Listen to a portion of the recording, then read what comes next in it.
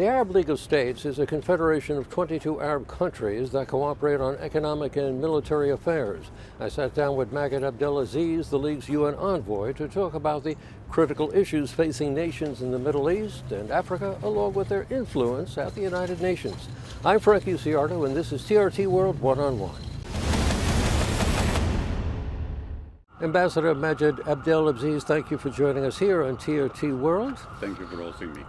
As the permanent representative of the Arab League here at the United Nations, you have a big wheelhouse, a lot of responsibilities, so many areas that you touch upon. And in your career, to the regions of the world that you have extensive diplomatic experience is in the Middle East and Africa, two big hotspots these days. So let's start with the recent comments from the Saudi Crown Prince, Mohammed bin Salman, who said if Iran is allowed to get the bomb, we should be allowed to get the bomb. How do you react to having a nuclear bomb in the hands of Iran and Saudi Arabia? I think that Prince Mohammed bin Salman is not only reflecting the feeling in Saudi Arabia. I mean, it's a matter of balancing sheet. If Iran is going to get the bomb, naturally Israel is well known or presumed to have the bomb. And if Iran is going to have the bomb, then somebody in the Arab world is versed to have the bomb, so as to create the necessary regional balance in armament.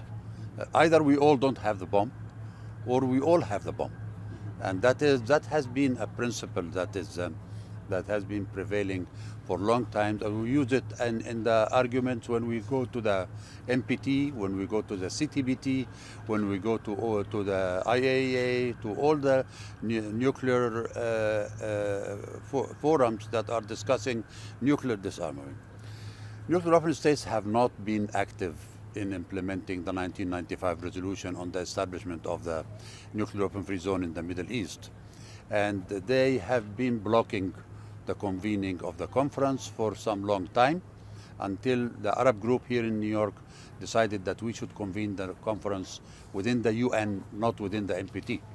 And we came with a decision about 3 years ago, and the third round of the conference have been held this year with the participation of Iran, but unfortunately with the non-participation of Israel, and guess what? With the non-participation of the US and the UK, two of the nuclear weapon states that are defending Israel on this count and not even looking at the Arab side. So what do you expect the Arab side to do? There has to be some equality in dealing with this kind of issues, and this equality must prevail. Well, you know, that brings up the issue of how the U.S. has protected Israel and protected them from a lot of resolutions people would like to see against some of their actions against the Palestinians in the Security Council, haven't they? Yeah, that's true. And that's what prompted the Palestinians to ask to go to ICJ and to see what would the Israeli presence in the occupied Palestinian territories represent, in view of all the violations on the settlements, violation on the human rights, on the rights of the Palestinian people, violations on the Islamic and the Christian sacred sites. So who is going to stop Israel?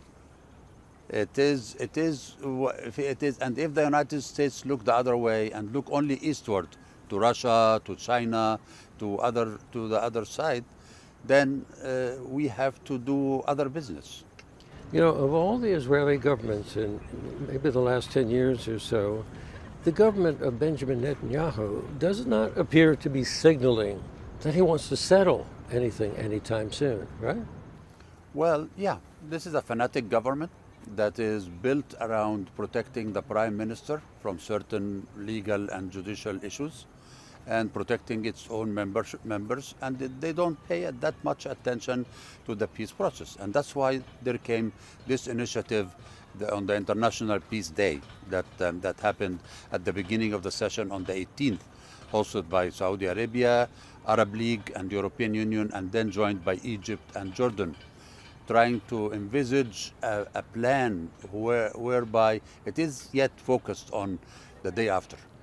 after we reach peace. What is going to happen? How are we going to deal with the issues of the five core issues of the peace process: the land, the territories, Jerusalem, the water, security, all those kind of issues.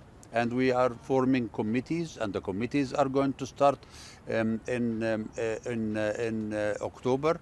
And we are going to start working gradually, waiting or in anticipation of reaching this agreement between the two sides through negotiations. I noted also that the Turkish president also and the other presidents called for conference to be called to be held in the United Nations on this issue.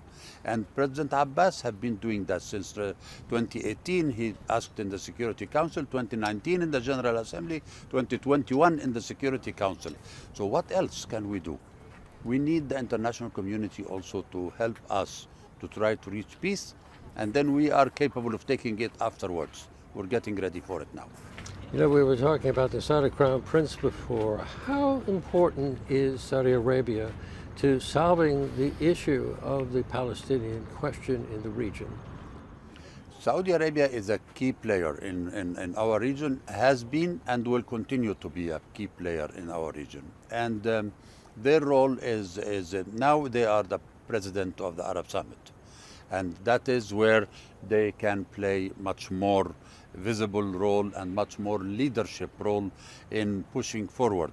And this year we have passed 20 years over the Arab Peace Initiative, came out in 2010 in the Beirut Summit, and 30 years on the Oslo Accords that came up with the whole peace process, and with the land for peace, and with the two-state solution, and with all of that. Well, Ivan, of course, right? Yeah, exactly. Peace. And that is when we decided that it is time to revive it and to try to come up with something new. Maybe we will not be able to settle it all in one shot, but we will be keeping the pressure, because someone has to keep the pressure on. For many years, you were the Undersecretary General Special Advisor to Africa, correct? Yes. So between the recent coups there and the massive problems involving war refugees and sustainability for millions in need of aid, where do you see any possible solutions right now? In Africa? Africa, I mean, since the change in 2015 from the OAU to the African Union and the establishment of Agenda 2063 and the main principles that are governing the relations, or governing Africa's relations with the world, settling African problems by Africans,